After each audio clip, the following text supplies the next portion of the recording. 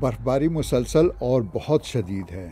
یہ Saint Joseph Missouri ہے، جہاں برفانی طوفان نے ریاست کے بیشتر حصوں کو مفلوج کر رکھا ہے۔ دسیوں لاکھ امریکی ایک دہائی کے سرد ترین موسم اور شدید برفباری کے لیے خود کو تیار کر رہے ہیں، جس کی پیشگوئی محکمہ موسمیات نے کی ہے۔ سفر زمینی اور فضائی بری طرح متاثر ہوئے ہیں۔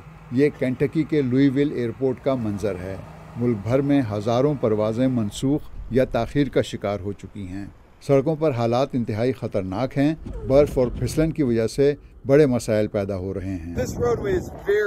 یہ سڑک بہت پھسلن والی ہے، بہت زیادہ پھسلن والی۔ مجھے ذرا اپنا توازن بنانا ہوگا۔ میرے قدموں پر دھیان دیں۔ ہمیں یہاں اسی کا سامنا ہے۔ یہاں حالات بہتر نہیں ہو رہے بلکہ مزید بگڑ رہے ہیں۔ موسمیات کے ماہرین اسے پولر وورٹیکس کہہ رہے ہیں، یعنی آرکٹک سے لایا گیا یخ بستہ موسم۔ کینساس میں درجہ حرارت -29 ڈگری سیلسیس تک گرنے کی پیشگوئی کی گئی ہے۔